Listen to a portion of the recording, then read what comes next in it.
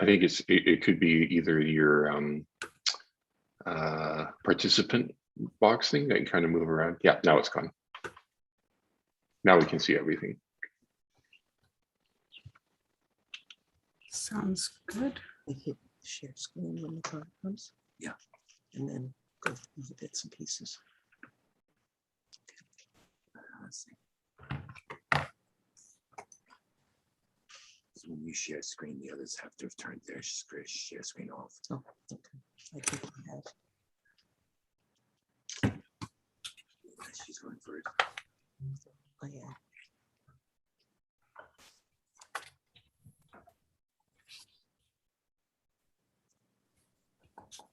Okay. I'm going to start now. Good.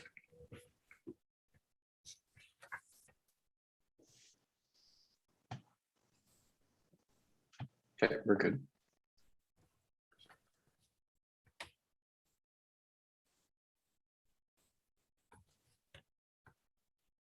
Just giving a couple of seconds for everyone to join in.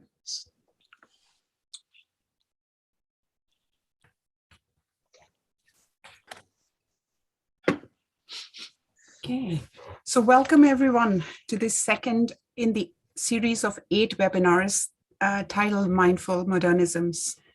Today's webinar is called What's in a Home, featuring our 2 distinguished speakers, Linda-Ruth Salter and Anupama Kundoo. These 8 webinars form a series of cross-cultural and interdisciplinary discussions organized by academic initiatives of the Canadian Centre for Mindful Habitats in collaboration with the Bachelor of Interior Design program at Algonquin College, Ottawa, and the Department of Interior Design at the University of Manitoba for the promotion of critical, mindful, and contemplative approaches in design thinking, education, and practice. Mindful Modernisms will consist of 8 webinar sessions, each with 2 distinguished speakers in dialogue around modern and mindful themes. The speakers come to these sessions from a range of design and non-design backgrounds, including interior design, architecture, mindful and contemplative studies, art and design history, graphic design and representation, gender studies, psychology, and sociology. The series is generously supported by the Royal Architectural Institute of Canada, Interior Designers of Canada, and partially funded by the Ontario Association of Architects and a grant from the Social Sciences and Humanities Research Council. We also want to thank each of our generous presenters for their time and effort in making these series happen, as well as the numerous students, research assistants, and volunteers who work tirelessly behind the scenes. In particular, Megan Fannenauer, Cameron Collins, and Ali Zamani. The series is co-curated by Kurt Esperance-Peters, Roger Connor, and myself. Mindful Modernisms is part of an ongoing series of webinars, publications, studio and seminar courses, and exhibitions organized by the academic initiatives at the Canadian Centre for Mindful Habitats, in association with the University of Manitoba and Algonquin College, leading to a series of investigations on critical mindfulness in design thinking, education, and practice. For more information on our project or how to get involved, please visit the Mindful Habitats website, which is mindfulhabitats.ca. Today I'm here with Roger, Kurt, Anupama, and Linda. Welcome to all, and thank you for being here. I would like to invite Kurt to introduce our speakers and moderator. Kurt is an assistant professor in the Department of Interior Design of the Faculty of Architecture at University of Manitoba and co-director, Academic Initiatives, Canadian Centre for Mindful Habitats. His research is really interesting and examines critical design theory and pedagogy, focusing on the relationship between the built environment and human thinking and experience.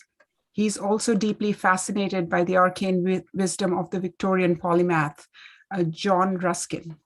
So over to you, Kurt. Thank you, Pallavi. It's my pleasure to introduce today's presenters. First, I'd like to introduce Linda-Ruth Salter. Linda is a researcher and teacher focusing on the neuropsychology of hearing and the psychosociocultural context within which meaning is achieved. She has explored such diverse topics as sacred sound and sacred space, the enticing nature of loud sounds, and the missing role of sound in spatial design. Her PhD is in interdisciplinary social sciences with a minor in Japanese cultural history, and she has written and published extensively. She is also an accomplished Asian brush painter, specializing in sumi-e and classical Chinese landscape painting. Bridging the worlds of art and social science, Eastern thought and Western ideas, she is maintaining a consistent vision, developing insights and structures that support human thriving. Anupama Kundoo is an internationally recognized and award-winning architect whose practice demonstrates a strong focus on material research and experimentation towards an architecture that has low environmental impact and is appropriate to the socio-economic context. Anupama has built extensively in India and has had experience of working, researching, and teaching in a variety of cultural contexts around the world. She has also won numerous design and technology awards. Her work extends to urban design and planning projects, with her background in rapid urbanization-related development issues about which she has written extensively. So please join me in welcoming both Linda and Anupama to today's session. And I will now hand it over to today's moderator, Roger Khanna. Roger? Thank you, Kurt, for those words. I'm sitting here and I hope I am mindfully at home, because Zoom has actually introduced something quite special into our lives. We often complain about it and we often find it locked. It is locked in many ways, but perhaps the notion of interiority has changed a little bit. Maybe we will return to something, maybe we will not return to that. But what is interiority today in relation to privacy, identity, and an inner silence? When are we ever mindfully at home? If we have read the books, taken the Kool-Aid, attended the mindfulness retreat, or practiced the vinyasas after down dogging. And as academics and designers, we then use a term like interiority that needs its own thesaurus. Why do we collectively feel the need to do this? We will have two presentations. After, we will try and conduct an experiment. I am proposing what we might call the third listening space, the space in between two presentations, the space in between ideas and narratives. They may be common, they may not be. Perhaps there are two different ways of looking at the same subject, or two similar ways at looking at a different subject. So, home it is. First, I'll ask Linda to speak, and I'll follow up with an invitation to Anupama. After, we'll try and enter the third listening space, the space and meaning in between these two presentations. If there is time to close at the end, I would like, because I think this is extremely important on just this day, to close briefly on COP26, Globalism, Mindfulness, or Our Critical Self. So thank you, Linda. Thank you, Anupama, for coming. And Linda, the floor is yours.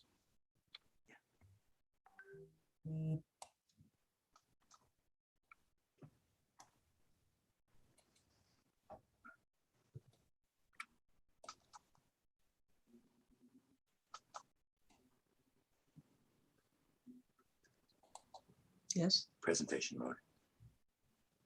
from beginning? Yeah. Oops. Okay, here we go. So good morning, everyone. I have my timer on, and as we get closer to 25 minutes, expect me to start speaking a lot faster. And me to start interrupting. No, don't Okay. take moments. Okay, so what I'd like to talk about today, I think is very much within the what I like to call the mindful habitat movement.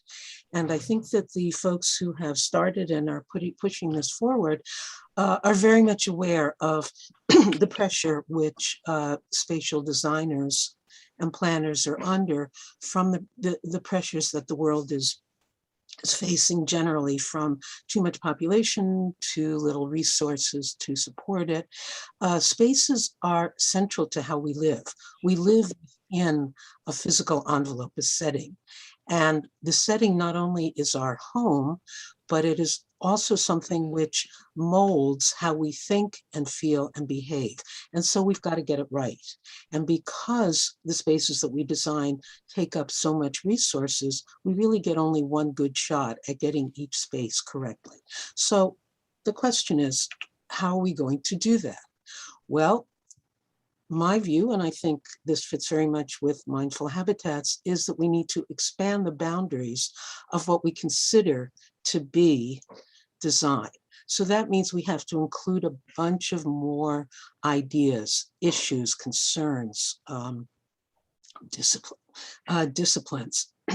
And I took a few minutes and wrote out a bunch of them, and I'm sure that each of you could add several more. From my point of view, not as a designer, but as a social scientist, I look at people and human functioning. But there are many other issues that we need to include. Planet-wide resources, indigenous traditions, technology, economics, politics. Well, this is an enormously tall order. So how are we going to move forward and incorporate as many of these as we possibly can? Well, I like to think of it as being layered, multi-issue design process. It's really important to remember that the problems we're addressing are extremely complicated.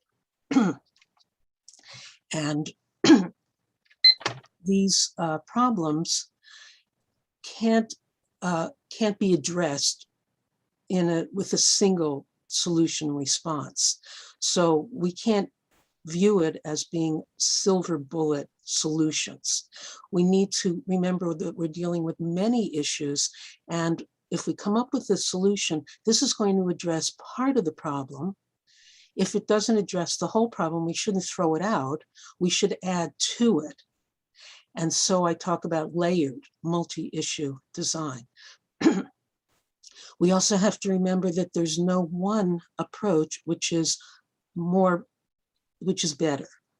The notion of better or worse shouldn't come into it. We need to look at each concern and figure out what it can offer to solving the design problem ahead of us. So non-hierarchic is super important. Each issue has to have a voice. It has to have a vote, but not a veto. We can't start with the idea that one approach is going to take over the whole project. This means demolishing the silos between each of the subjects, being very attentive to where each of us is coming from, and to build bridges of communication and cooperation. And I think that's what we're doing here today and in all of these webinars. So I find that a very exciting undertaking. So how can we apply these concepts to design? Well, I think Shakespeare said, to our own self be true. Well, that means that not that we're going to push our point of view, but we have to understand where we're coming from. What's the lens that we ourselves, as part of a design team, what is the lens that we're bringing, the point of view for how we design the project? And also, what are the values that we're using to evaluate the solutions? The architect as artist is looking at the lens, is using the lens of ocular design and the value of aesthetics, and possibly also as a traditional architect, probably the modernisms which have helped to define architecture as it is today. Well, that's great, but how do we expand? So as a social scientist, I have a different value. I have a different lens. It's not better, it's not worse, but it's different, and I'm adding it on. So what is my value?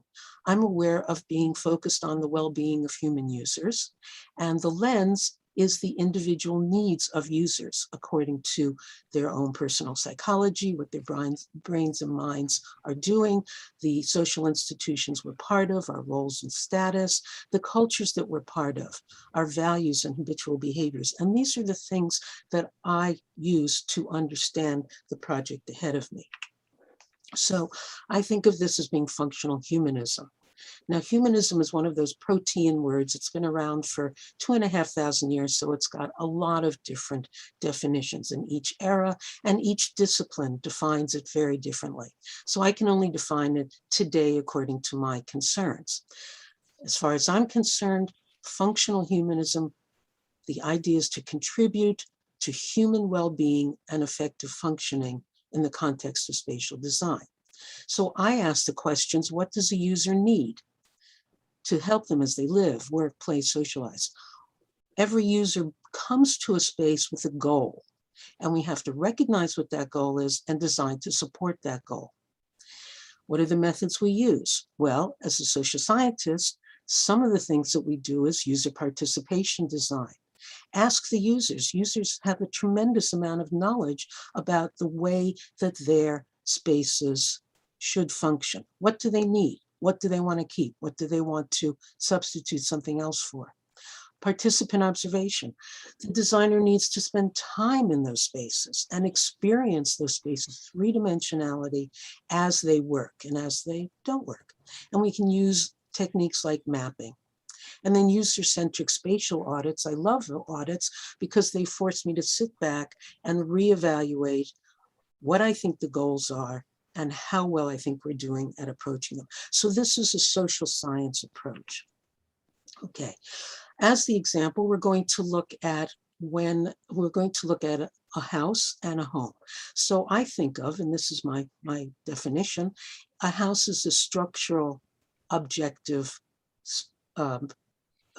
physical space, and it can serve many structural physical goals, like it's an enclosure, it's a place of safety, it's shelter, territorial marker, spatial statement of who we are. Home, I think of as being subjective, intangible. In the United States, we say, home is where the heart is. Home is where I hang my hat. Home sweet home. I'm comfortable, I'm down home. So house is the structure, home is the feelings we attach to it, how we experience it. And the challenge for a designer is to figure out how to bring those two together. So what I'd like to do is a very quick social science review of a house and a home. And I decided to use a traditional home, looking in Southeast Asia. And the photographs that you'll see were ones that I took when I was in Myanmar. We also call it Burma. And the house that I'm looking at, the houses that I'm looking at are typical both of this Southeast Asian country, but many other houses that I was in other Southeast Asian countries. So I'm going to only use the lens of social science. I'm going to ask questions about how people live in these spaces and how the spaces support their personal, social, and cultural norms and needs. And I'm not going to look at all about how the space looks. I'm going to leave that to somebody else. Okay, so this is a typical house. It's, as you can see, it's one big room. Well, for those of us who live in several rooms, if we can, this is sort of shocking. 3 generations of families live in this space. How do they do it? In a large house, I can barely manage to get my family into it, but how do they do it? Yet they manage. This is their resources and they use what they have. They're up on stilts. This happens to be an inlay lake, but houses in Southeast Asia are often built on stilts. And this gives us an opportunity, or gives the house dwellers an opportunity to expand beyond the physical space into the surrounding areas. You can see at the bottom of the screen, there's a family. And they're using the water there as their showers, their bathtub. They're washing themselves, washing their kids, washing their clothes, some of their household implements. And so this is what I refer to as an inside-outside house. Okay, so we can see it's one big room and 3 generations of family living in it. This would be grandparents, parents, and children. And they're not really into the consumer society because they don't have room. They don't have the money to buy a lot of things, and they don't have a room to place things. So let's look very quickly at a 24-hour usage of this one large space.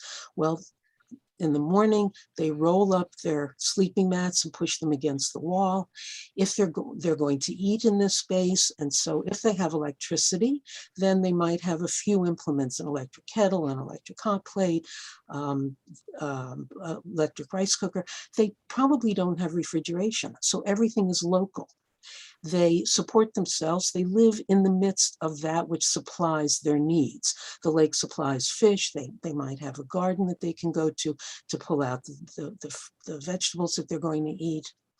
And they'll just sit on the floor, on mats, and they'll eat as a community if they can, as a family. And then that's put away. Children go to school. Whoever's working out of the house will go to school, and then whoever's working in the house will pull out the thing that they're working on. So and then the space cycles through, and people are negotiating, relating to each other and relating to the space, both the inside space and the outside space. Then at the end of the day, the whole process repeats itself. So this is one room, and by being flexible and negotiating relationships with each other and with the space, they can make it work for them. Okay, so I talked about inside outside. You can see that this is a kind of path leading into a house. Here, the house is much lower to the ground. It's a both mixed roof, thatch, and metal. They're using the outside when they can. Remember, these are countries that experience several months of monsoon, so they're both moving into and outside. They need places for storage. Here, you can see that the thatch and the sides of the walls are fairly flimsy. If they deteriorate, they remake them fairly easily. And they've just taken over the space for drying something, I'm not sure what, maybe chilies, and they've woven the baskets right here on site, and they're going to fill the baskets and then probably store it underneath the house. The storage under the house is really very important because it expands the space. Animals can be there, food for animals, food for themselves, or they can work underneath the basis. They can use the underneath area for weaving. They can set up a loom for raising silkworms, for dyeing cloth, for paper making, whatever skills that are used to expand the income of the family. Okay. We also have houses built pretty close together. As you noticed, the houses are really sort of, we might say, cheek by jowl. They're all pulled together. So why is that? Well, I could come up with some ideas. One is that oftentimes it's extended families. So there's a family unit, and then next door is perhaps a sister or a brother and their family unit, and the whole community comes together and works together to support the children and to support each other. And so we've got a unit within the house, and then a slightly larger unit external to the house, and the space shows us how they relate to each other. So one of the important things is raising children. If you were going to come up with a space that would make children infinitely thrilled, it would be to have everybody that they love who take care of them right there for them. So the family units are usually 3 generations. You can see grandmother, mother, and child, and they all live together in one small room. And this is great for a child. When a child is born, we tend to think of as little infants as sort of a blob. It lies there and it poops and it eats and it sleeps and it cries. In fact, a newborn child is extremely busy. The child's brain doubles in size in 6 months. This is huge. And how are they able to do this? Because they are cared for. The kid isn't put away in a separate room and the door closed, in fact, the kid is always with the family, always being stimulated. A child who isn't stimulated, held, interacted with, dies. It's called failure to thrive. And so we have a space which is designed to support this kind of support that the child needs to grow. About age 8 or 9, the nerves are finished myelating, and so the kid starts to come into their own. Now they're negotiating with the rest of the family. What's their space and how are their needs going to be met? And again, they're pulled together by this single space that they share. As they get older, they have to learn how to grow into adulthood. So it starts by playing. Here, the kid who will be going to school next year is playing with his father, who is creating those baskets that we saw. And at first it's play, but eventually, again, because they're thrust closely together, he will begin to learn how to work. And so this is how children grow into adulthood.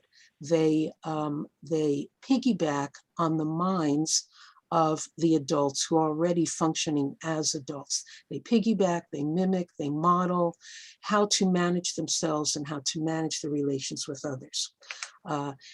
This 3-generation family is super important. We understand it goes back 35,000 years or more to hunter and gatherers, where we're learning that these older generation were mainly responsible for taking care of the younger generation, that they would be fed and taught and survive. You can do this when you're all together, when you're constantly negotiating interactions with each other. Okay, it's not a forced interaction. Here we have a mother and a daughter, and notice that they're weaving together. They're not facing each other, they're back to back, so that they can so very easily interact. Backstrap looms are the bane of existence of women in traditional societies. And I say it's a bane because it's physically very stressful on their backs. But it's also helpful. They can create cloth, which can then be sold, as you can see the beautiful headdresses that they're wearing. And it can be put aside very quickly so that the space can be used for other activities by the whole family. So here, this is a mother and her daughter who are back to back. They're supporting each other, they're talking with each other, they're helping each other, and this is all to the good. This is a workshop for lacquer. These are young women who have gone to college to learn to be lacquer specialists. They're not saying, I need my space to be creative. They're pulling themselves together. They're on top of each other. And this is one space that they're sharing. Behind them is the space that they will move to when it's mealtime. They'll eat their meals together. And then at night, for those who can't go back to their homes, they'll spread out their sleeping pallets and they'll sleep there. And then they'll start again tomorrow. So this is an example of a small space bringing people together and people being happy with that. To give you an idea, this extends even into old age. The preference for these families is to keep the families together, but they can't always do that. So this is a typical of a home. We visited several, was not prearranged. My traveling companion is a geriatric social worker. She wanted to see how it was done in Myanmar, and so we visited several of these, and they were pretty similar. So these are older women, and men were on the other side. Sometimes they had the money to live on their own, but the men told me, sadly, yes, I had a very active life, but I was by myself. I didn't have a family, so they moved in here.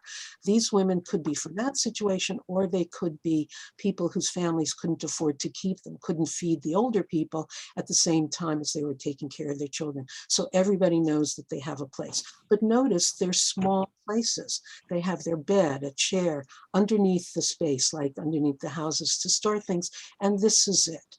This is where they live. They spend their days in Buddhist meditation, chanting, talking with priests. Their lives are very rich, and they have told me that they were very glad to be here. Don't think it's because they can't afford something else. This is a woman whose family was very wealthy. Her husband was the police chief of Yangon, Rangoon.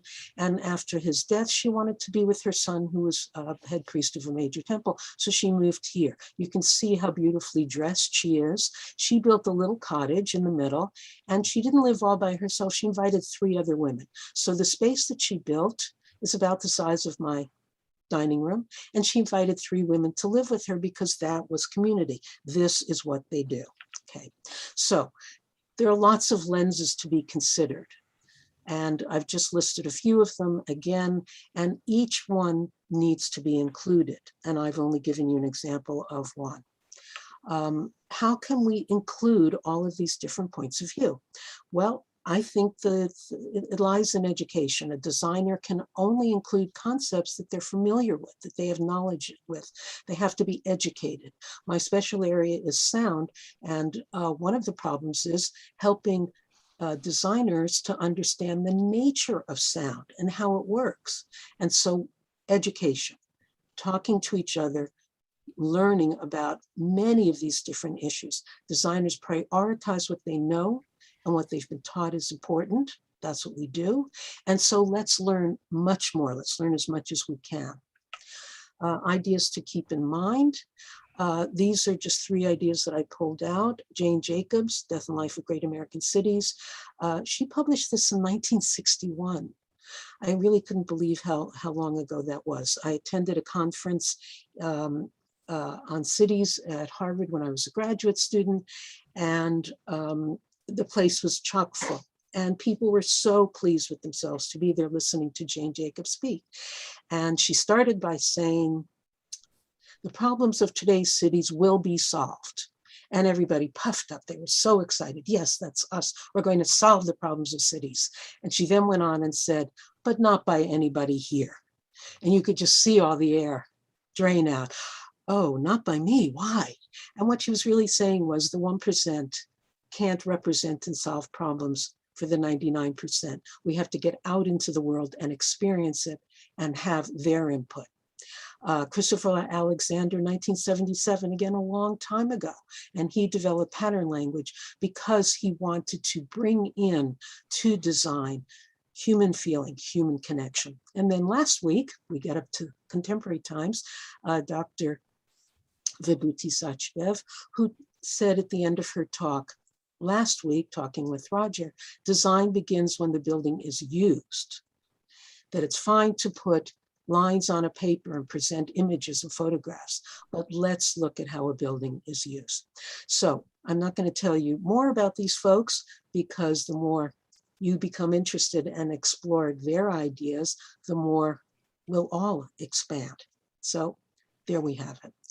And I'm looking forward to our next speaker. Oh, thank you very much, Linda. Can you hear me?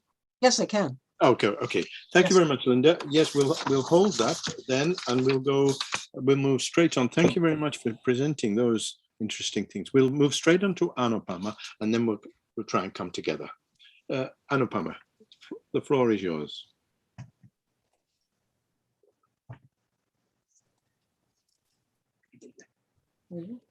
Thank you, everyone, for having me. And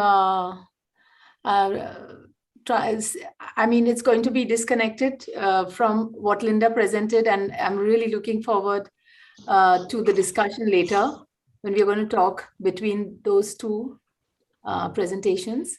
I'm going to show you mostly visuals to try to put the built work that I have done.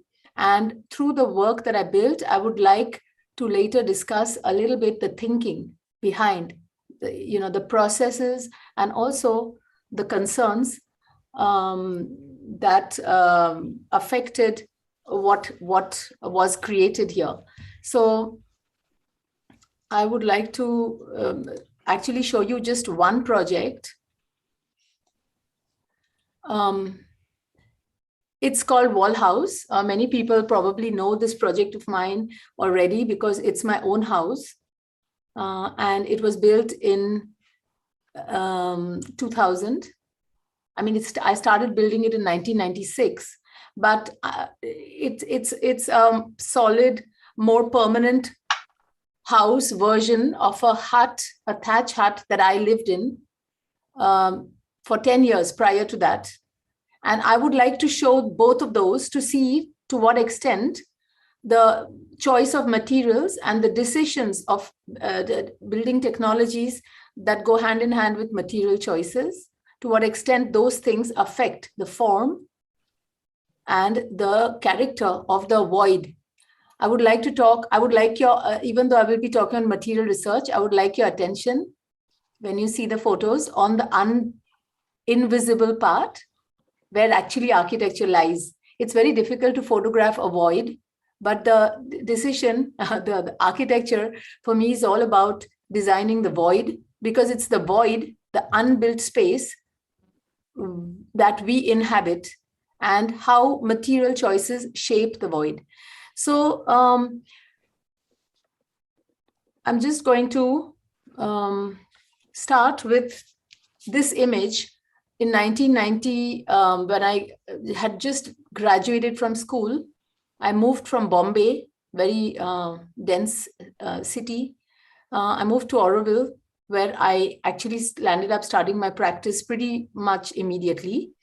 And the first dwelling that I built for myself was a very simple one. It was built with what normal, very, very humble materials that define shelter in the way it has been done. But you can see through the spaces that it's a contemporary building. It has been framed by very traditional ways of building temporary housing. So I did want to question, first and foremost, what is temporary and what is permanent? So behind a lot of my work, my work was very much driven by us questioning common assumptions. And in that way, I relate to modernism because of not in the way the buildings appear, but the questions that were asked, where habits wanted to be questioned, and how to even question if those building habits are serving us or not. And if they ought to go in a different way, what do we keep from the biological need for shelter, psychological need as well? And as we evolve as humans, and as the needs for housing evolve holistically, how the materiality of architecture ought to also evolve, particularly because of the post-industrial time in which the materiality of architecture has created too many environmental, social, and economic imbalances and has brought sustainability concerns in the fore. So here in this house, what I try to do is try to build with very natural material. There is even no cement, even to stick those granite pillars that you see. They are just dug into the ground. That allows the house to move a little bit. All these are rope joints and so on. It looks like very simple, but it is also very designed, actually. I wanted to also show that the cost of the house is not actually, the design is the invisible part. It's the proportions, it's the details. It's not, design is not, when you deviate from the vernacular ways of doing things, or if design intervenes, it doesn't mean that the materiality has to be the standardized one. Okay, so this is where 3 decades ago, my quest for the kind of practice I wanted to set up began with this, by myself living in this kind of way. So the whole structure is built with round wood. And the first question was that if you use round wood and not necessarily the proper cut timber, you can save years. And I wondered why in temporary housing and permanent, you use wood in timber form. That means you need to use the same cross section as a rectangle. And that means that you need a much older tree. Whether you use a 3-year-old tree or a 25-year-old tree will make all the difference if wood can be a solution or not.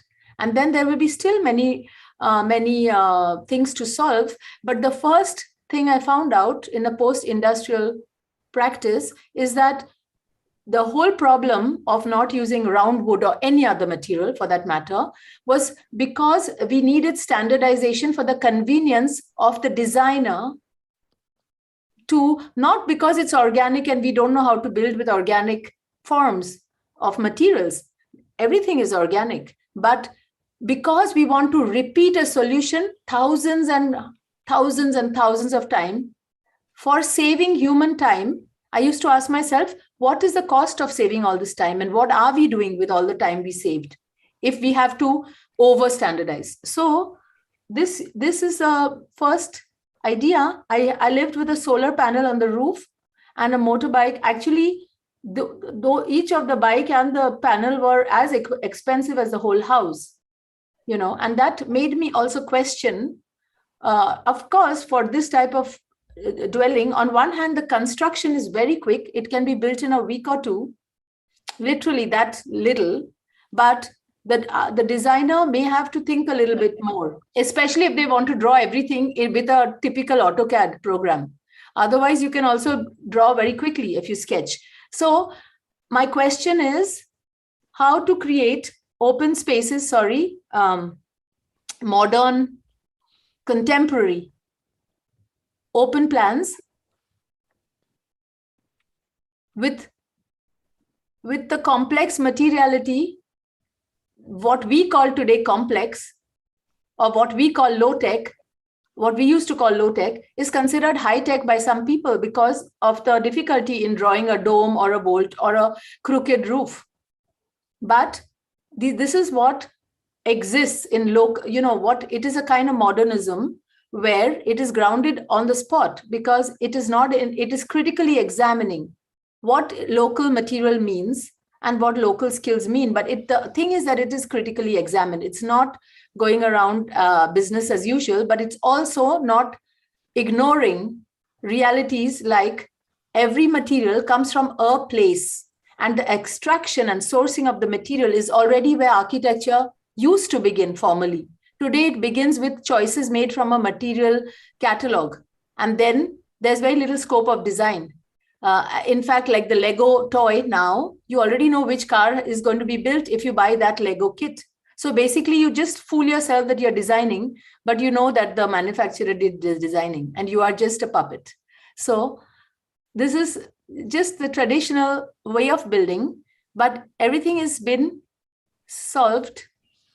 But so many people call all my work vernacular, or used to call it. Gradually, they are realizing it's contemporary, because the design is in the space, and not necessarily in the matter. But the material is also highly designed, but it does not ignore the logic and the structural design and the actual properties. So I try to surrender to natural laws like climate and gravity. And I prefer not to succumb to man-made laws, which I prefer to define, like codes and so on, depending on what is good for us. But this is a kind of open plan that was achieved. I'm showing this because later you will see now when I show the wall house that that was me then. Very simple, humble place. And some of these kind of designs found their way in a little more into other houses, in a little more upgraded kind of a middle space. Like, for example, these are timber sections, but they are not as closely spaced as the previous roof. And a lot of the wood members, the round wood, have been displaced by galvanized iron structure to hang the coconut thatch. So there are other modern details to bridge between the very temporary version and the very design, the very modern way of building with the material. So this is the quality of that kind of house. And then meanwhile, I started understanding what I told you about regarding the sourcing of materials, and how already there that's because we are not embracing the material sourcing as part of the architectural thinking. We don't know whether we are boosting local economy or not, and whom we are handing out the contracts to, etc., which capacities we are building or using in the building of our architecture. So as I studied the local area, I came to know, or I noticed that the way handmade bricks were produced in kilns that were stacked, and after baking the bricks, you dismantled the entire kiln and you have the landscape back, and the way local handmade bricks are, as opposed to industrial bricks, were made, where the same tree with which I've built that hut before is actually grown by the people for building scaffolding. Casuarina equisetifloria is the name of the species, and the thinnings of that reforested plots are used for baking bricks in a traditional way. And similarly, lime was also made locally. And because of not knowing how to build with very local materials like clay and lime, because they are very site specific, you cannot standardize it like cement. So people stopped prescribing this and prescribed only Portland cement or granite that comes from a quarry that is machine run, as opposed to a hand extracted way. It makes all the difference to me, because that's how the fingerprint of the craftsman is actually already in the sourced material, because they are hand extracting in a very benign, low impact manner. And I started asking myself these questions. What happens when you use a 1 inch high, 2.5 centimeter local brick that is handmade? The brick is not as strong as the factory brick, but it's from the neighborhood, and that sustains local economy. And so to use it, if I use the local lime, I have added 5% of cement, so that this initial setting strength of lime will be increased, and I can build as rapidly as a Portland cement house, but I can build more from the place. And all the details are here embedded in, to enable that local people are not completely alienated from the construction of a house. Because I myself, it's my house, I'm a kind of displaced Bengali grown up in Bombay. I have the needs. I'm not nostalgic about tradition. I like contemporary spaces, but I don't need it to be fetishized in terms of where materials came from.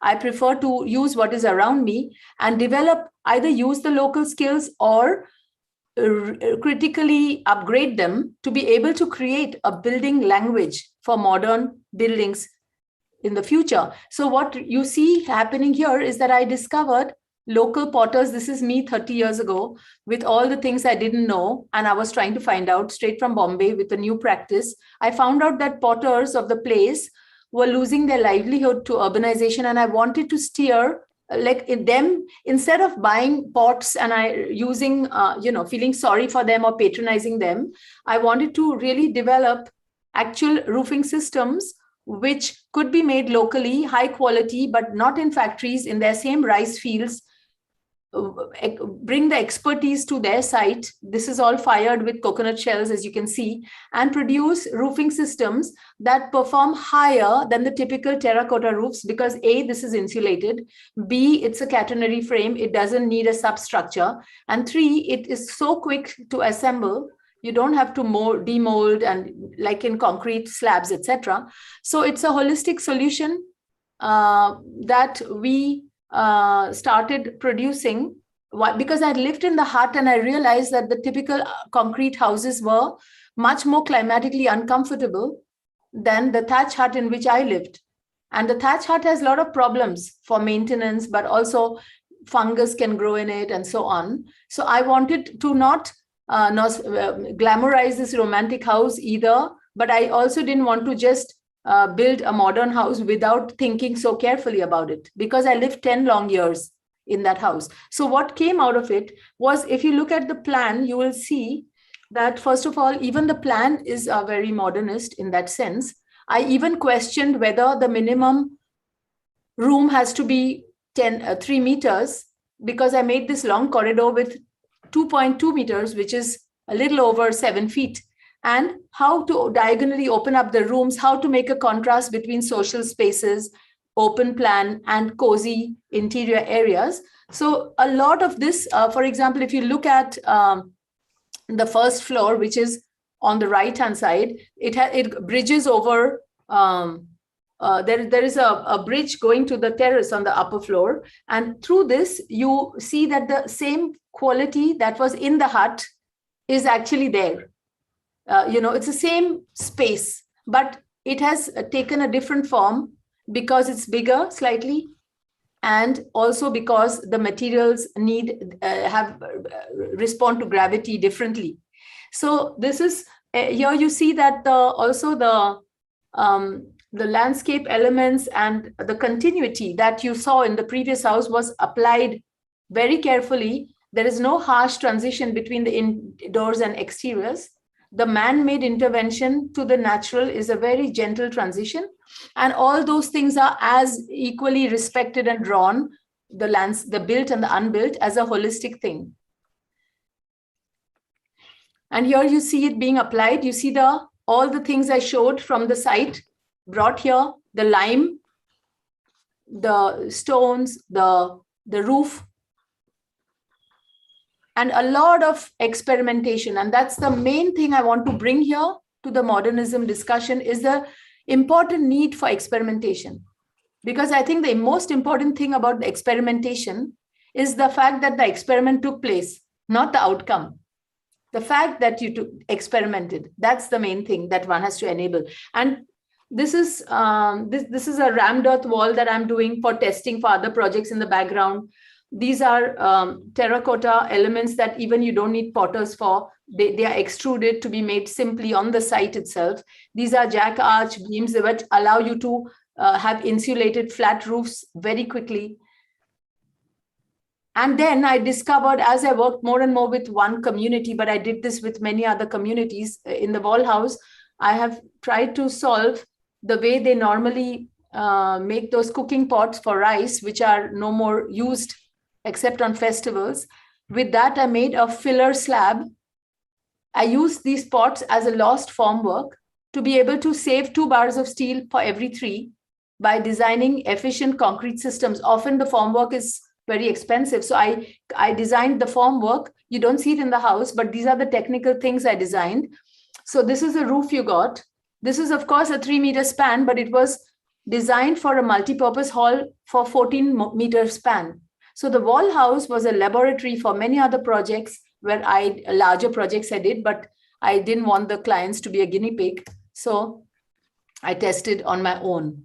So then you see the ferrocement screens there on the background. All kinds of materials are tested here.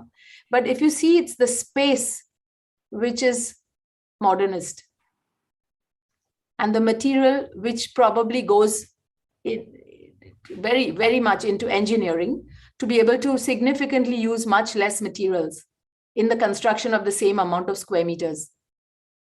Ferrocement screens. Ferrocement is a kind of version of a concrete where you have no aggregate. It's just like cement plaster, 1 inch thick, and you have chicken mesh for reinforcement instead of structural steel. It's all thinner, lighter, and all one space. And you can see the shadows move through the room.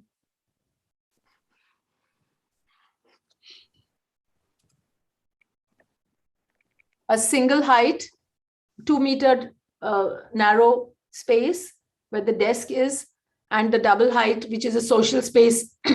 The 2 spaces are clearly divided in volume.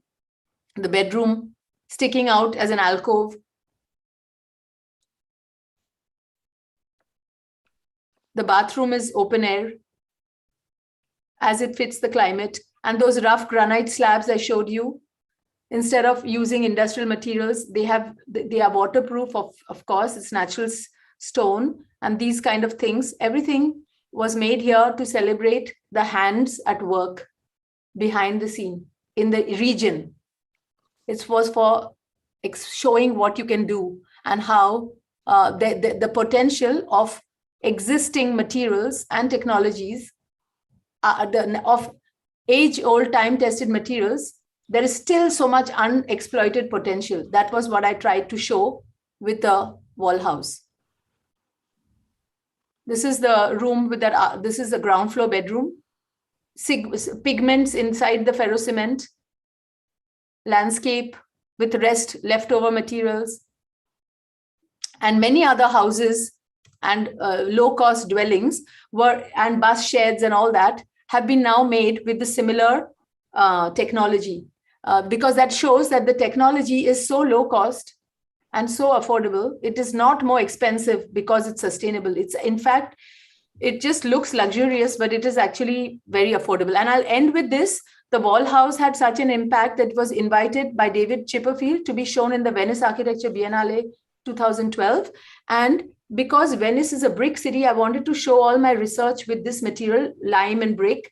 It was called Common Ground.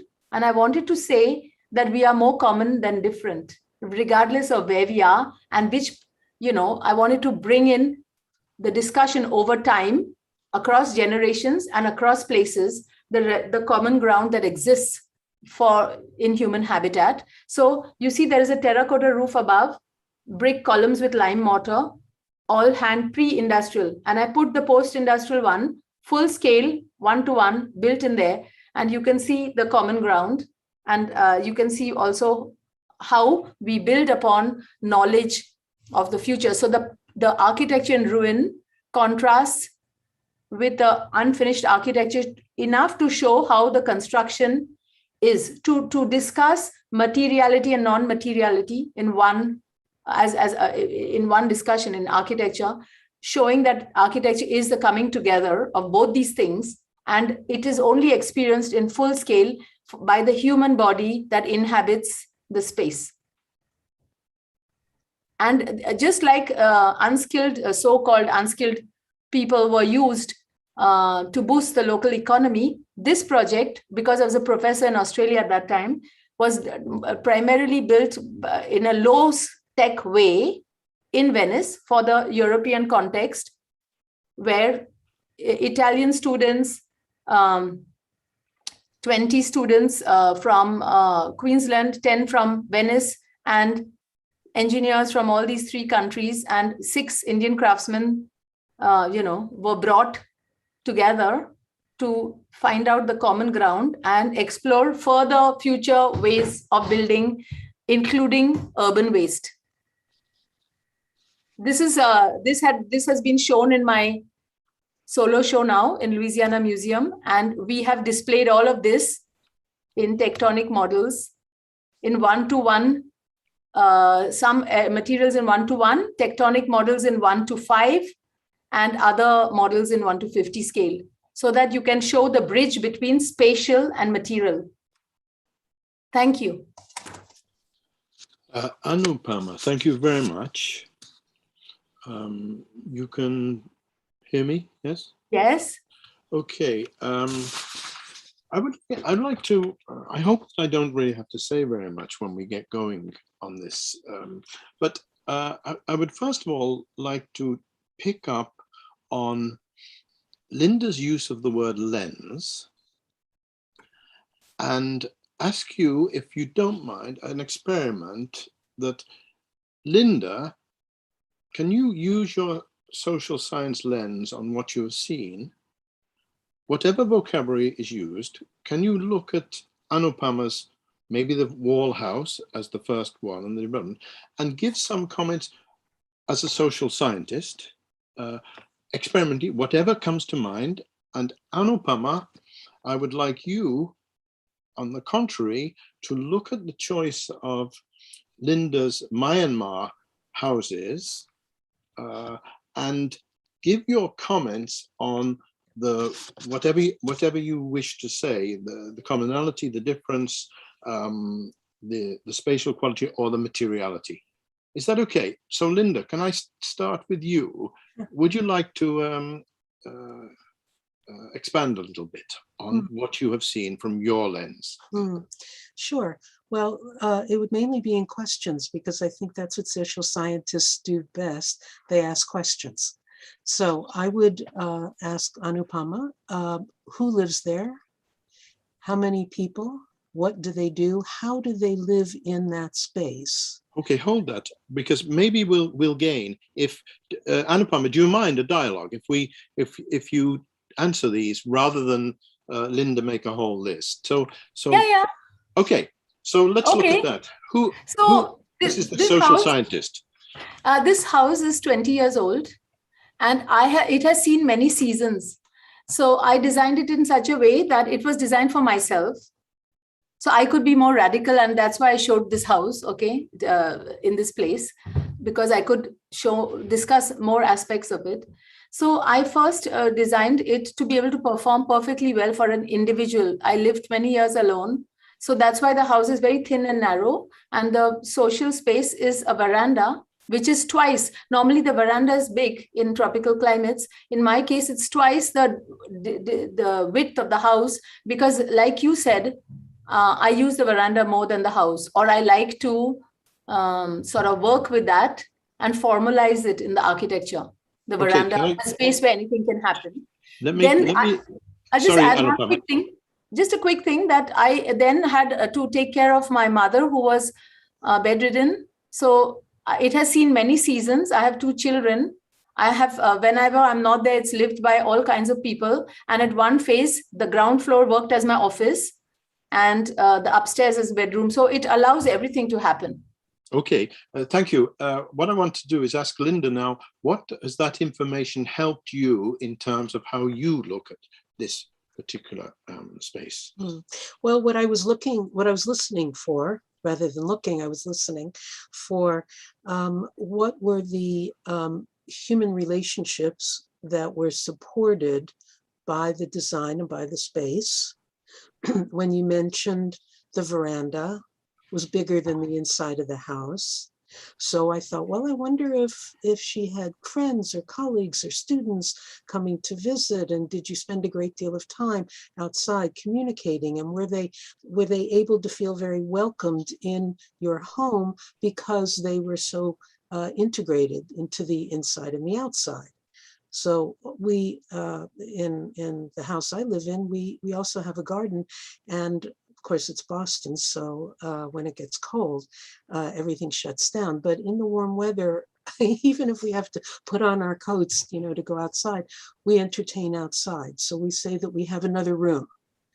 And the outside becomes an integrated extension of our capacity to interact with friends, with neighbors, and to share our pleasures with our living space with other people. So that's a social interchange, and it matches our social roles, and it matches our social status, and it not only is a setting for how we live our lives, but it also molds how we live our lives. Okay, so both are expressions of a generosity towards different aspects of the house and different aspects of the architecture. I'd like Anupama to give her thoughts on how you would read with a different vocabulary, because of course it's a different lens and you have a knowledge of the building and things. How would you read that aspect of those small houses in Myanmar that would be presumably the vernacular that you said or you mentioned? So how would you read it? I think it's very similar to the way I have approached my own house, because I think the climatic need and the informality that actual real life, for a good life, you need to, just because you need permanence, if you create an architecture which is very static and it doesn't allow you to be flexible as in how your life needs to evolve, not only across the years of your life, but also through the day and through the seasons, there is a different way of using a house. Just like a human needs to sometimes have a jacket or not, according to the climate, a little adjusting. If the architecture doesn't allow that, then we are actually uncomfortable in that house. And this is what was there in vernacular architecture. And the colonizing spaces, like she said, if you want to put in a textile weaving thing or pottery or whatever you feel like entertaining friends, not everything defined, keeping space for life to happen, because architecture is just a backdrop for life to happen. So I tried to keep that quality even though it's a modern, I try to take the advantages of contemporary permanent housing for the future, but not give up on the basic need for life to be able to evolve, and not to feel that, the shoe is not fitting you and your foot has outgrown, but you have to wear that same shoe forever. Okay, Linda, do you want to come back in any way? Well, it reminds the comments of Anupama about responding to changing life stages and therefore changing life needs. Anupama went from herself to adding her mother, to adding some kids, and then shrinking back down again, or having the kids come and go. So flexibility in usage is certainly one of the major hallmarks of the Myanmar or Southeast Asian homes. But I ran into this same issue years ago when I was in Stockholm and was working with an architect who was showing me apartments that were built by the city government. And he said, well, these were very expensive housing. And I said, gee, why? I'm looking at it, what do I know? And he said, well, we recognize that people move into a space and their lives change. So maybe a single person moves in, then a person gets married. Now there are two of them, then they have a child. Now there are three, then maybe another one, and then maybe a parent comes, and they move through different stages, but they don't want to move. So they built the apartments with movable walls that they could put in walls, take out walls, much more expensive. So I said the obvious question, okay, how did it work out? Did people change their spaces?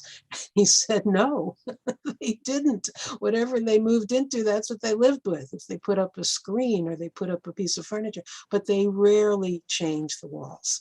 And I wondered if that was because looking at a solid wall, even if it's more easily done, it's not exactly the way Anupama was describing her spaces, which were infinitely responsive, easily responsive. You could do it yourself, or you could call in a neighbor who knows how to build, construct, and deconstruct and reconstruct. It's all done in a day, no mess, no fuss. So I thought that was an interesting contrast between Sweden, which had the intention, and these indigenous vernacular houses built with local hands-on material that were responsive. I'm very interested. I'm coming back to that responsiveness. Anupama, you mentioned something done by AutoCAD. Can you explain a little bit about the process of the drawn in your work from the first house, presumably when you graduated and you went there? Did you actually work with the builders and you were developing? Was it almost an improv? Or did you draw at that stage? And as you've moved on and the buildings have got maybe more complex, as you said, low tech now becomes complexity because of the way you're thinking through the materials. How has the drawn and the drawn changed from you, from a sketch, let's say, to the drawn process for building? So, Roger, I'm a very old school type of architect. I've studied in a very traditional way. And that has saved me, actually. It has given me all the skills to envision everything, because drawing is a thing I have not stopped. And yes, if I use all the evolving technologies with computers and so on, it doesn't mean that I cannot draw myself. And I know when the hand is good and when the computer is good, because I think what we make, and this is not only about drawing, I think what we make also makes us. How we make houses, that also, whatever we make in anthropology, we know, like, because the humans had the two hands free when they could stand on two legs. That's how we evolved and our brains got bigger. So I believe in the thinking hand. When I just draw two-dimensionally on the computer, then the tool makes me into a tool if I don't know my own things. So I believe in first principles, and the way I have enriched it, it's not that I improvise just like that. It is very intentional and deliberate what I do. But as I have lived longer, I've cultivated my eye, and I take in all my material embodied knowledge of experiencing matter and the making of everything, take it deeply into my thinking and drawing. but I don't let, I'm never going to let only the drawing dominate or my life experience. Just like Linda talked about the flexibility and the evolution of life, our brain and our mind and hand and everything is evolving on the second by second, depending on how much we act habitual or ready to be adventurous. And I think it's an unending, infinite responsiveness. I love that word. Thank you. Okay, I'm interested about this aspect of, we're often accused, designers, and Linda might come back on this, is that we can actually, in a way, over-design. We have an element of, we're able to do that because we use our own vocabulary for it. We very often talk amongst ourselves, and we tend to get that agreement. So my question is, and this is to both of you now, how Linda sees the notion of the void and how Anupama talks about it. But first of all, I'll come back to Linda. How would you see when Anupama talked about, she designed the void, the invisible? That's something that architects talk about. Phenomenology, we can talk, but how do you see that experienced? Well, opportunity. The less designed, the more opportunity people have to come in and use the space as they want to use it. I always feel a little sorry for the maintenance crew that comes in the evening to a school, who walks in and sees that all in a classroom with an innovative teacher, all the chairs and tables are all over the place, and they have to start shoving them back into careful lines. And then they come in the next day, and the kids and the students and the teacher just spreads everything out, saying, no, that's not how we want to live. If you're going to bolt these chairs and tables down, then how are they going to fit their needs in? So the void and responsivity of design enables people to make their own choices.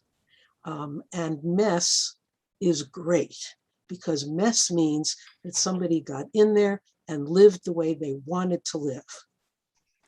Okay, the invisible and the void you're talking about is an experiential one, Linda. Anupama, your void is in a way, if you can explain it a little bit more, because you talked about as though it's understood. And again, architects, we understand it probably from phenomenological, but I'm wondering about this notion of what would the liminal mean to you, Anupama, and then I'll come back. What would, sorry? The liminal space. Is that something? Do you read the void, or is it something you design? Because you said specifically at the beginning, I don't design for the material in a way. I design for the void in between. So I would like to bring up a quote. It's such an ancient saying that I don't know who said it, that the function of the pot lies in its nothingness. That's one meaning for me. The other is everything that Bachelard wrote in the Poetics of Space, how even if you are blind, you experience a sound, you experience everything by, whether a space is narrow and intimate or if it's open and generous, and how much porosity there is between the inside and outside. So I do think of it as an experienced reality. But I also want to say, to add to what Linda said, that I agree that mess is great, but I also feel that one person's mess can be very oppressive for another person. So I believe that when I try to do adaptive, like sort of flexible spaces through modern architecture, I try to go beyond the traditional building limits. Like you had to have load-bearing walls, and so a square room had to remain square. You could just have a door or small punctures.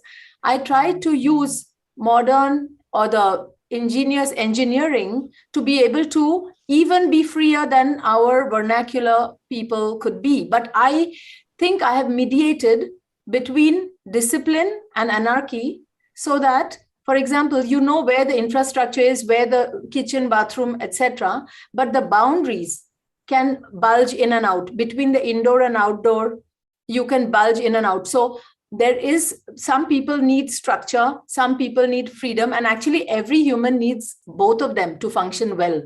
And Okay. I wanted to not have one at the cost of another. This is very interesting, and I'm coming back to Linda now. What you're saying sounds as though building can be for you like a wine, and it will mature like a wine, and it will mature. The thing that Linda's talking about, and I'd like Linda to come in, is your wine matures in a different way. It matures over taste. It's not the built environment, but the taste of the space. And I think you're both in a way talking about the same thing. I'm very interested in, could Anupama's vocabulary be shifted to the houses that you have looked at, Linda, and your vocabulary be shifted to the way Anupama is designing? Because there's a control in Anupama's design which clearly doesn't remove flexibility, but it actually controls certain ways. She's admitted to the building construction is very important to create that sort of, but it's still a sustainability. But there's an orderedness that probably is not in the type of work you're talking about. So they're both open, but the open planning or the open design is different. Linda, do you see where I'm coming at? I'm asking you about this experience in the open space. Mm-hmm. Yeah, sure. I do pay much more attention to the experience than to the structure itself, which doesn't mean that I ignore the structure. It just means that you can look close up, you can look middle distance, you can look far distance, and we shift back and forth between them. So I shift between the structure and what happens inside the structure. And because I can't draw a straight line to save me, CAD was designed for somebody like me. It's almost a joke. But I can pay attention to the way the spaces are illuminated by sound. So in the book that I co-authored, Spaces Speak, sound illuminates the space and tells us what's in the space. Light illuminates, scents illuminate. You draw, but you also draw by your eyes. You're looking at the building you showed where were they drying pepper, or what were they drying? Never figured out what that was. Yeah. They usually dry it. It's the same in Laos and Vietnam. Yeah. They have those things to get the sun. Yeah. But to come back to that, because I think we're touching on something that I'm coming back to Linda's point and asking Anupama to respond, because we can remain, and a lot of Anupama's work will need a certain amount of careful control, even though it's open to a bit, to some extent, an informal building process, but it needs that control, and it's extremely well done. Who built those houses that you showed, Linda?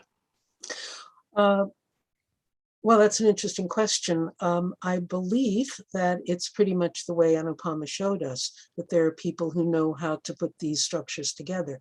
I did have a picture of a house that had been abandoned.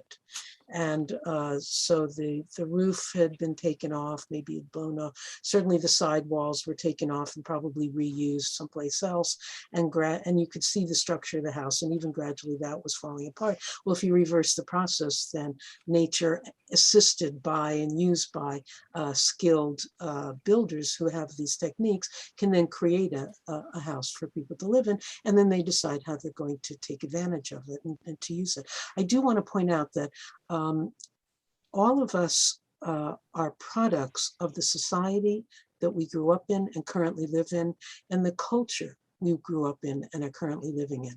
So even though we like to think of ourselves as being free spirits, in fact, our worlds have controlled and confined and constrained and directed us. How we think, how we feel, what movement we make at any point is already predetermined. By the time it comes to our prefrontal cortex, the decision that we think we have carefully arrived at was decided many nanoseconds earlier in the depths of our brains, and we will never know how we came to those conclusions, how we came to those assumptions. So human beings by very nature are highly constrained within the spaces that we inhabit.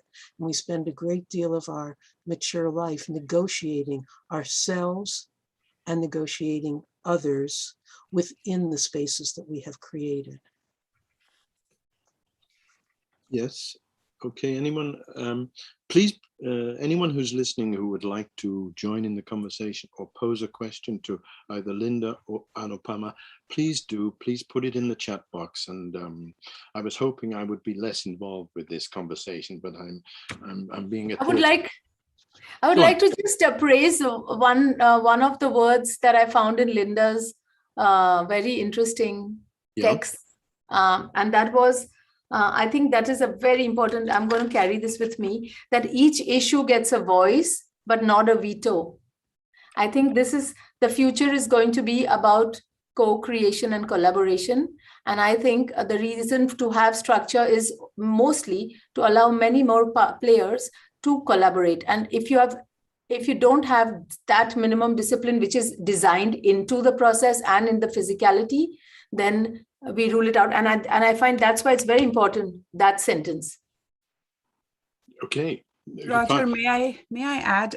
Please do. Yeah, thank you for the presentations, both of you. And I've been listening to some of the things that in some prominent words and the context that you're bringing in makes me think of a couple of things. And I don't know how you feel about that, but this idea that Linda was talking about, in the sense that, we're already carrying a baggage, we've been conditioned to think in a way. And for me, minimalism, the open concept, these have been terms that are, in my schooling, it's been a modernist way of thinking. But here you are talking about these traditional houses in Burma, or Anupama, the way you've been describing your whole process, this idea of minimalism, we've carried it with us, but we are made to think that these are modern ideas or modernist ideas in some ways. I don't know if you want to comment on that nomenclature or vocabulary that is then branded as a particular movement, but it's the way. And then we are forced to interpret that idea of minimalism or open concept through these pictures that we see of modern buildings or modernist architects.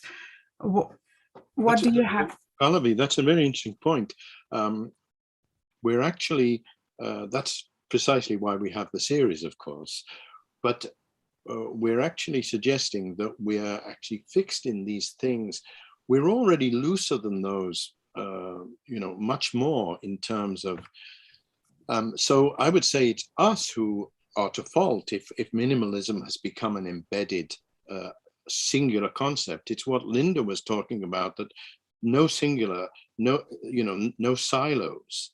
And I think, and I'm going to link this and ask the two of them what you said, Pallavi, to both of you. One of you mentioned Christopher Alexander. You might have both. And then pattern language. And Anupama mentioned Bachelard. And we go through these and we think sometimes that because these terms can come and come and come, oh, why can't we have something more present? But actually, Bachelard unearthed things that are still existing today. They're not gone. They're there. The interesting thing is why we have to move people like Alexander out of the education scene.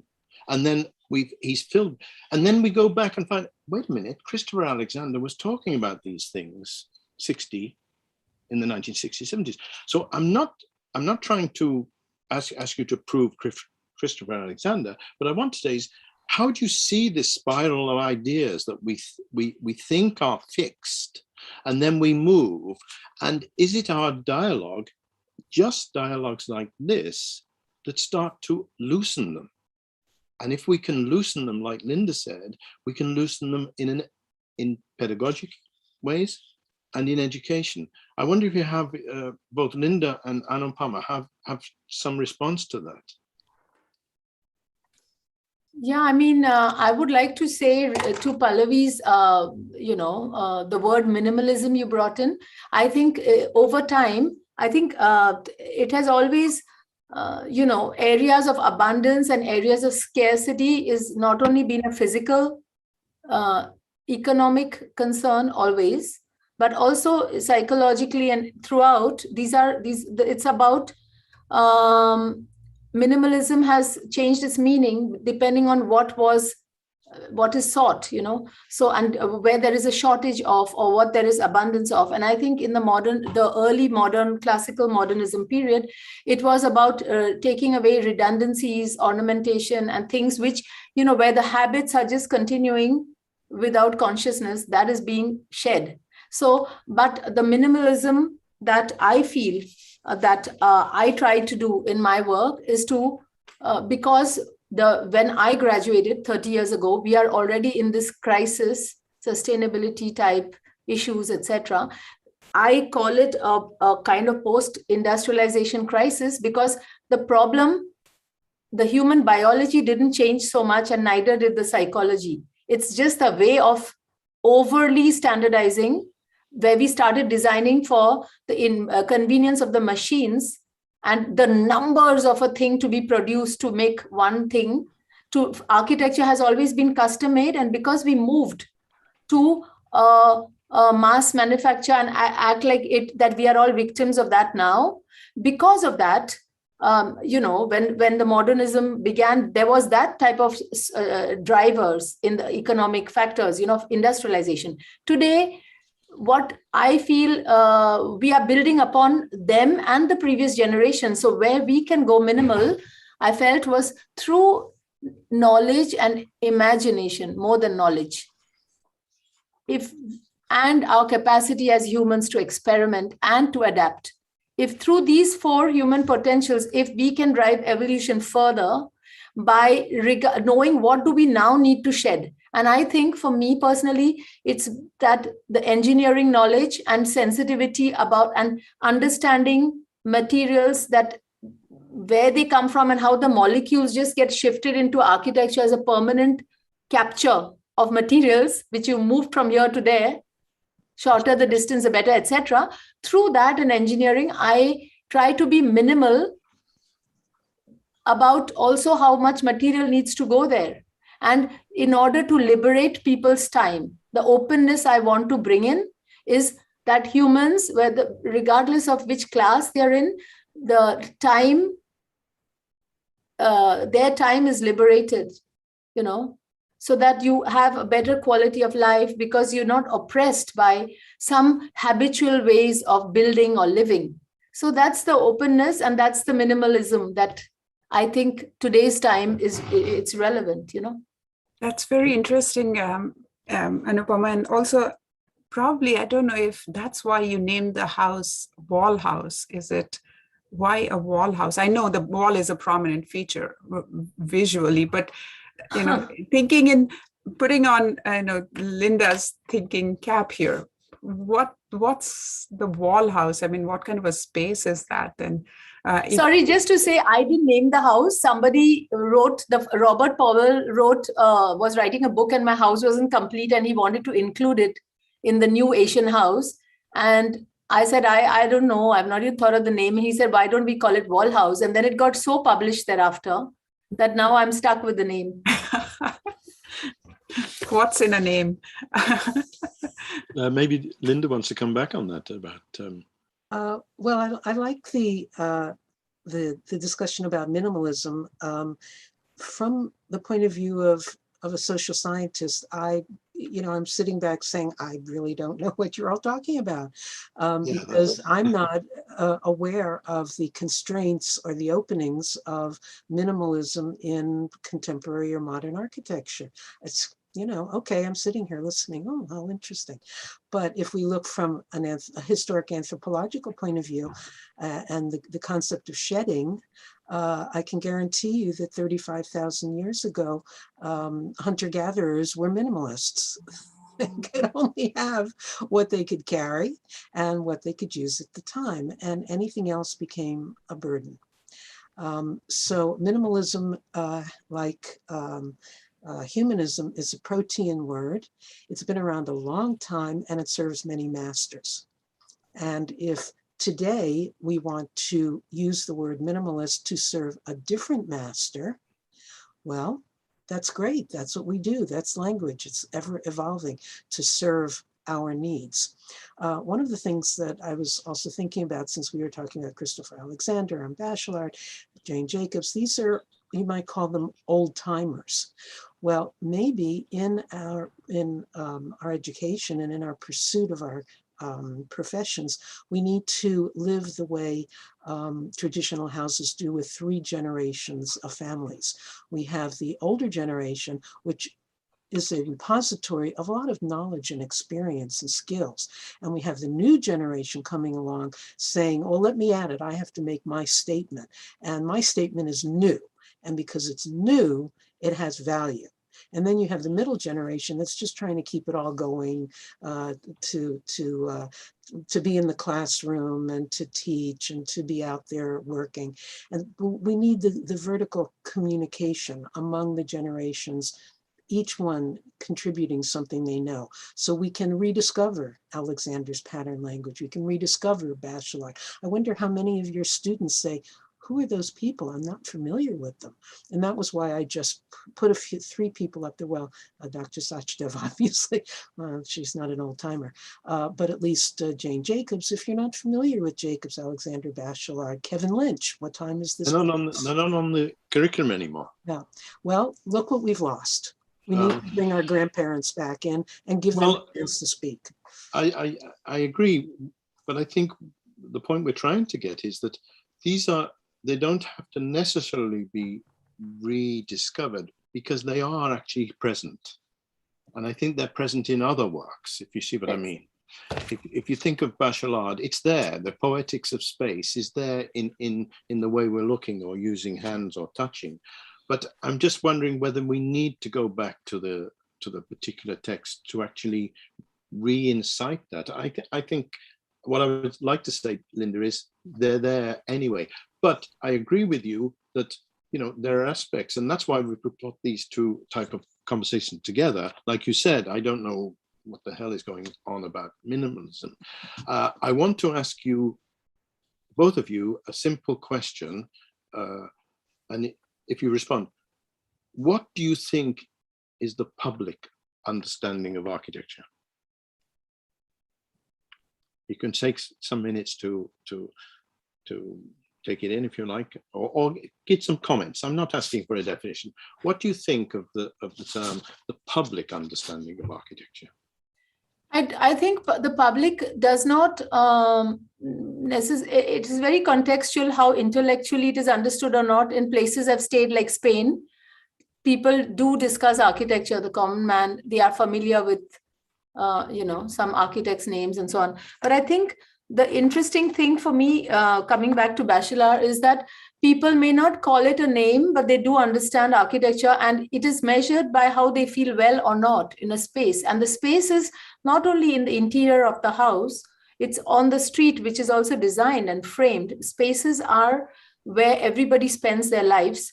The way I made 2 distinctions in that is the way space is perceived by the user, which is in the qualities of the void, and the makers, who are all the people who are in the building trade, whether they manufacture cables for electricity or for cement or masons or whatever. It is not just the site. All the material people are half of us who are involved in architecture. And the makers are involved in the technology part and how architecture is made. And between makers and users, everybody is affected by architecture.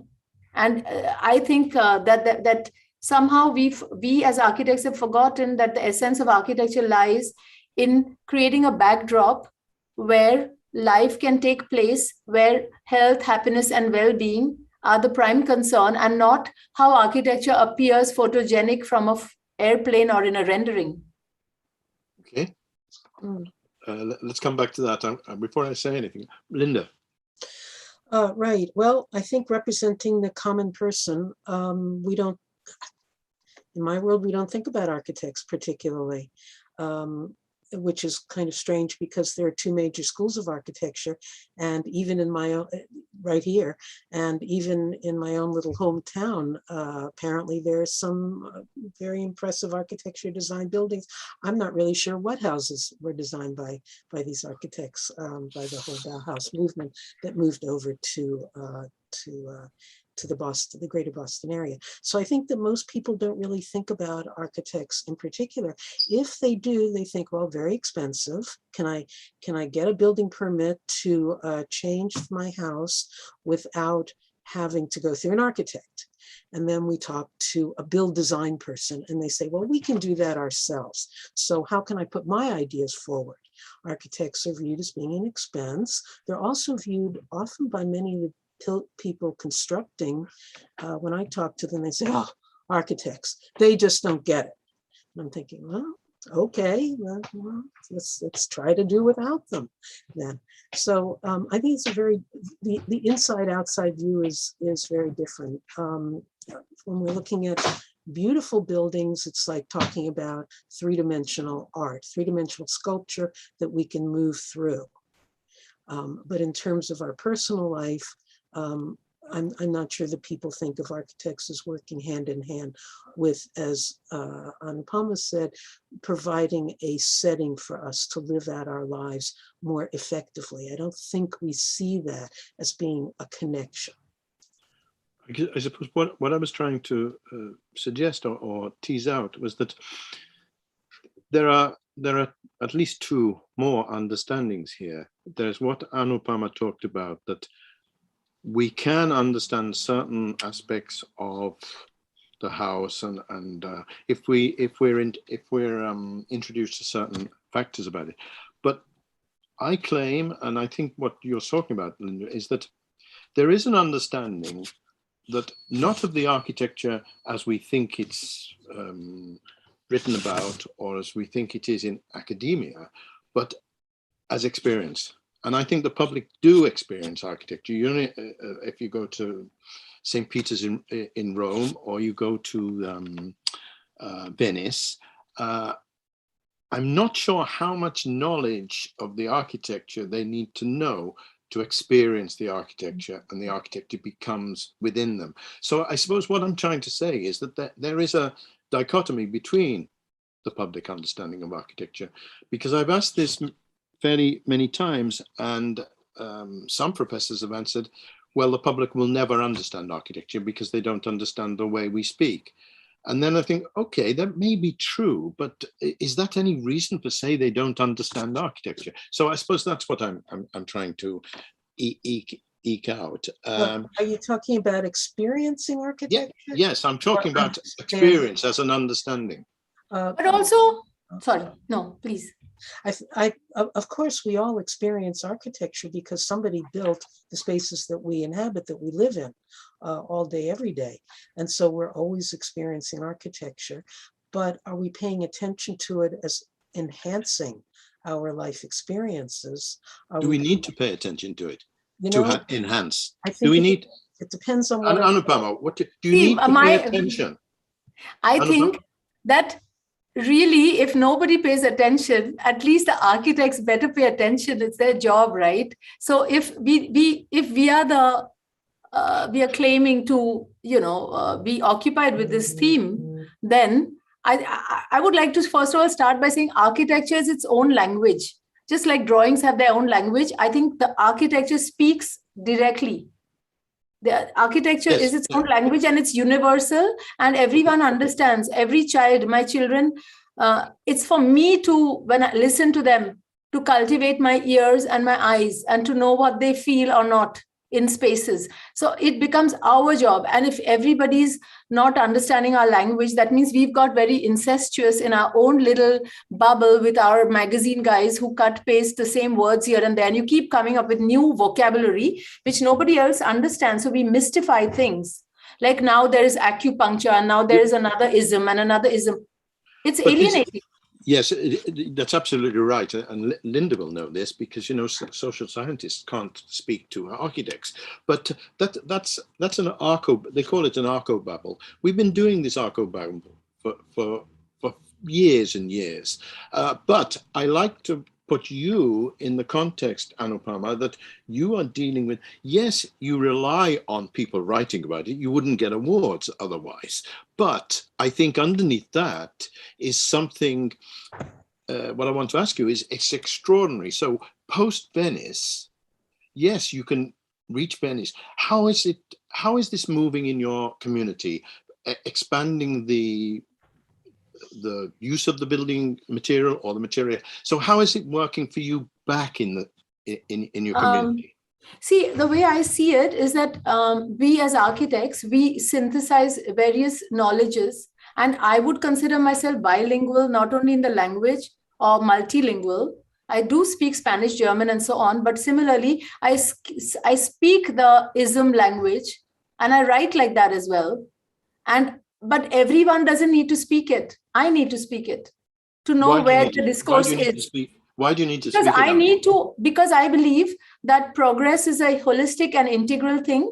So the intellectual and the architectural critic and the journalist have their role. And in my community, I absolutely am blessed by people who have written, and I write myself. So that is one aspect where we analyze and discuss. I want to be able to speak to the anthropologist, to the social scientist, to the technologist, and to every engineer and everybody, because that is our profession. Architecture is the one who synthesizes. So the onus is on us to be multilingual. We don't have to make others. Let's go back to Linda then. You said that I want to speak the language, yes, to talk with them in the magazines, but then you said I want to speak to anthropologists and social scientists. They don't understand this language because they don't. It's we in our profession. We need to bring, even we haven't communicated it. Yeah, we haven't communicated it. And also, even if you don't communicate with certain people intellectually, even on the site and construction, we have to bring climate people, finance people. And I think that, so you were asking the impact in my community. I don't, even in Venice, I did not have a single poster about my work. I wanted that to be experienced by everybody at their own level. The artisans came and saw the artisanal thing. The engineers saw the engineering. Everyone doesn't have to. Life is too infinite to make everyone understand everything. Yeah. Agreed. Linda, come back on that. Oh, I think that we have to make a bigger effort. I really do. Explain, please. Yeah, yes, the architect is responsible for putting together the design and perhaps overseeing the construction.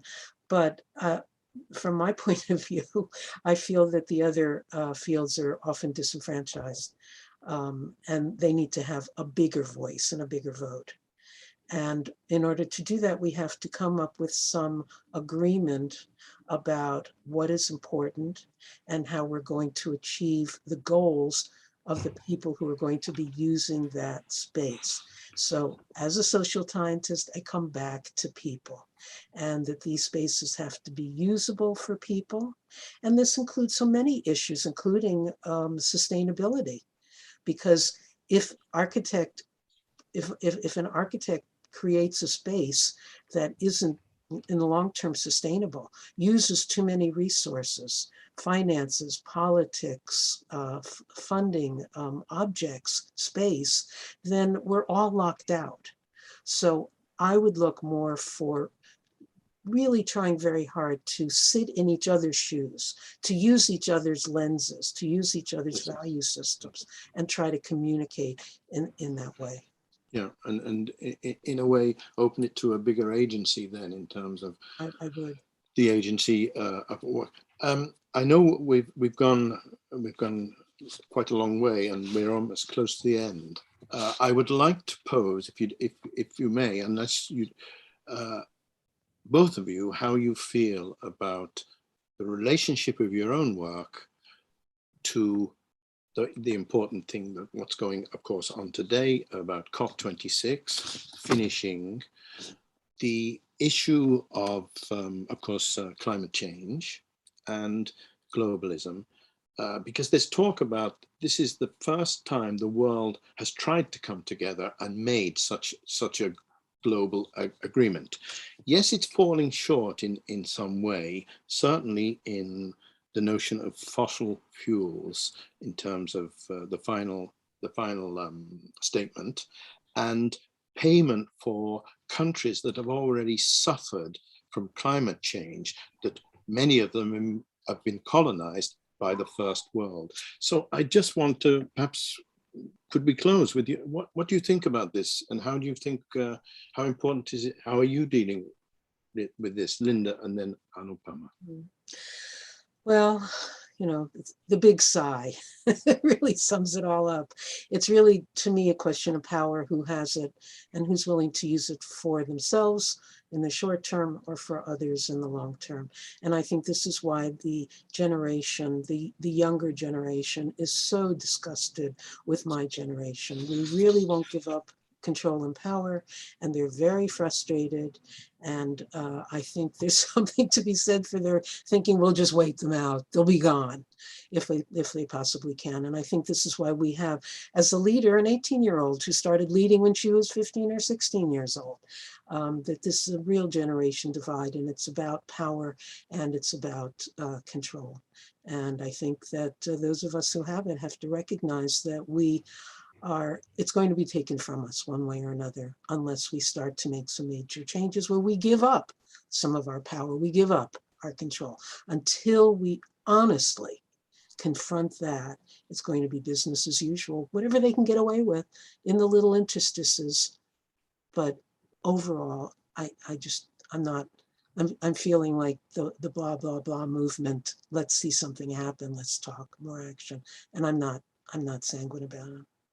Okay, thank you. Anupama. My approach to these issues has begun right from the beginning in my practice. The way I look at it is, instead of worrying about it's my optimism, okay, with which I would like to say something very personal and human. I believe, instead of focusing on the shortcomings and shortages, and the shortage of natural resources, the finiteness of this and that, and instead of morally whipping people into, feeling guilty and whatnot, my general approach is that instead of focusing on the shortage of finite resources, I would like to focus on the infinity of human resources and human resourcefulness. If we look at the whole context of the human being, the Homo sapien as a species under evolution, what helps us to navigate the future is not past knowledge and all that. I have given a lecture called Freedom from the Known. My approach is that we have to get rid of our own limiting beliefs inside our own heads, and to feel that the rate at which the future is approaching us exponentially, what we need, the past knowledge is going to fall short.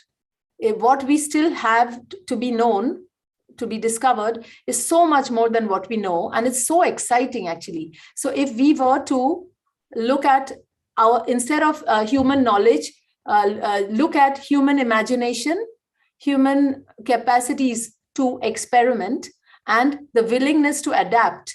These three are factors of evolution. It has been used biologically to advance. These very same ones are going to help us navigate the future with human optimism. So instead of saving time, saving all that, if we would to proactively spend human resources, we would spend our muscles, our time, our care, all the nurturing qualities we have, our intelligence, proactively, freely spend it. The human species will evolve. And the more we apply our intelligence, the more we will automatically save the finite natural resources. So this is my approach. Fair enough. And the more we will possibly save the planet because of this. Absolutely. Thank you. Well said. Roger, we have some questions, comments. Kurt. Very interesting discussion. Thank you very much, Linda and Anupama. We have one comment and one question, and then I'd like to follow up with a question of my own, if you don't mind. The first is a comment from Louis Komiathi, who's in the audience, and he's a Taoist scholar. And he gave a little message to us in the panelist chat, but I just want to share it with everybody who is here, where he was talking about the idea of function. And I think this could come up in our discussion. And he wrote that function is the function of a vessel rests in its non-being, which he says is a Taoist view and approach. And I just thought that was, it's an interesting addition, I think, to our discussion where we talk about things like minimalism, space, and things like that. And it also leads into other discussions about, how we conceive of space and, how we envision space as well, too. So I just wanted to make sure that Lewis's comment was heard by everybody. And we have a question from Shannon Bassett, who's in attendance today. And her question is as follows. How might you, or we, begin to translate these ideas that we're talking about from the architecture scale to city design and urban interventions, informal urbanisms as a right to the city? The follow-up question to that is, how might we as architects work with and give agencies to communities, both at the bottom up and middle down? So I don't know who would like to tackle that question. Maybe from both Linda, you want to lenses. start? From both lenses. Let's divide it up. I think an interesting contrast to that last question is Boston versus New York City. New York City is very much in the grip of developers, as I was saying, power, who's willing to give it up, and to use this great power for whose benefit. And how do we define the members of the people who live in New York City and create the city as it is? And then Boston has New York City has a new mayor. We'll see what happens, which tells you not too many people are very sanguine about that. But Boston has a new mayor too, for the first time a woman, and for the first time a person of color. And this really, the goal is, I think, to break the hold of the old guard, the vault, on everything that's happened with city development. And so we'll see. But yes, unless we have people who have the capacity to make changes, unless they're willing to listen and respond to those whom we think do not have power, but who nevertheless are vitally significant to the life of the city, unless we can begin to hear them, then it will be business as usual. But let's see if these promises are developed, and hope for the best. And I think Anupama is right. Every person who has an impact on the environment needs to do their best to follow through on this new program. And if everybody does it, gradually it's like water wearing away on stone, maybe we'll have some progress. I would like to add to this that I would like, Shannon, by the way, hi, and thanks for your question. I would like to just respond by two examples from nature. And I think I like to look at nature because our life doesn't exist in isolation. We coexist, and we have hundreds, thousands of proofs all around us how nature almost addressed every problem you can think of. And over a long period of time, it has refined and refined its solutions and keeps on refining further. So I would like to bring two examples, like the beehive. You can find small beehives and big beehives and giant ones. They have the same, each cell remains in the same scale of the bee, and every bee works. And there is this organized society in it, and the individual and the collective are aligned. In fact, each individual feels the collective, and the collective feels the individual. This is already in nature, and I believe humans are also like that. It's just in our head sometimes that we think we are alone. I think that is just a recent myth. It's not like the interdependencies are actually known by us if we just take time to connect to it. Second example from nature is, these murmurations when you find birds flying around in these impressive formations. I think we are very much like that. I think that each bird in there may not be aware of the entire formation as we see it from below, but the whole thing is going somewhere. And when you see that, when you look at the movement, you notice that any one individual would move somewhere, it affects the collective. And if the collective moves, it affects the individual. And that happens simultaneously. And that can happen in urban developments. You don't have to impose one thing or the other, because every individual in a home needs the social space and the intimacy. Everybody needs the infrastructure. Everyone needs everything. And the everything needs the individual. It's already like that. Thank you. thank you both. We're coming to almost 2 hours. Would you like any closing thoughts, Linda and Anupama? Have we created something that is a little different? Will you exchange and take something away from each other in terms of what we have? Are we clever enough to turn up to conferences and talks, and we do our piece and then we go away and actually we say, oh, that was very interesting, but I don't really remember very much about it?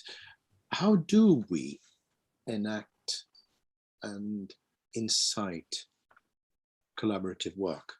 And I would like to just come back to Linda's words that maybe this is how we do it in an institute like this, where we're trying to push those boundaries, to talk across fields, and to take a different point of view and be prepared to exchange it. So unless Linda, Anupama, you've got any other thoughts, I'd like to.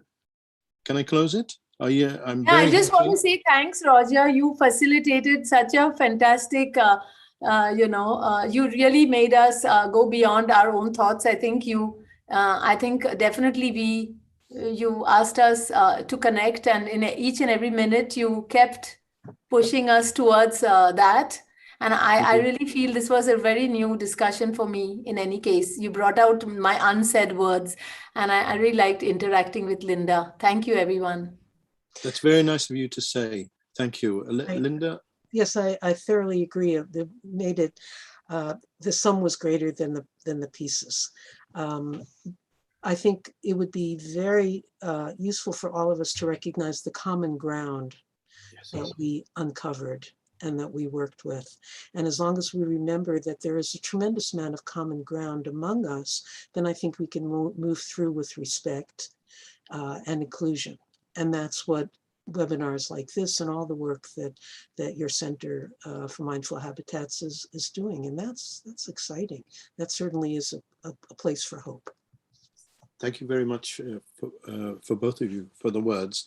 I'm that old that I will leave you with a song by Lou Reed called Common Ground. Please, if you don't know it, listen to it. It's on his New York album, I think. And some of you are thinking, Lou Reed, who's he? Okay, so Lou Reed, Common Ground. And thank you very much again, Anupama, Linda, and Pallavi, and Kurt, and those listening. We hope you've enjoyed it. It will be available, recorded, and we will look into later possible publications of what. We'll see how this goes. So thank you very much. And thank you, Anupama. Thank you, Anupama. Thank you, Linda. Kurt, do you want to announce our next series now? Sorry, yes. Not the series, the next session. The next session, yes. Again, thank you very much, Linda and Anupama and Roger, for a wonderful discussion. I thought it was very exciting, and there were a lot of interesting things that came out of this discussion, things that we can meditate on for a very long time. Moving on to next week. So next week's session is scheduled for November 20th at 10 a.m. the same time, 10 a.m. Eastern time. And it's titled The Liminal Sensual Magic of Built Space. And it will be featuring a discussion between Gisle Loken and Magdalena Haggard of 70 Degrees North Architecture in Tromsø, Norway, and Hans Stiefel of Stiefel & Company Architects in Vienna, Austria. So anyone who's interested in this session, please sign up at the Mindful Habitats website, and we look forward to seeing you all then. And on behalf of everybody here, I would just like to say this concludes today's session. Thank you very much to our presenters and to our audience, and we hope to see you all again sometime soon. Thanks. Thank you. Goodbye. Bye, everyone.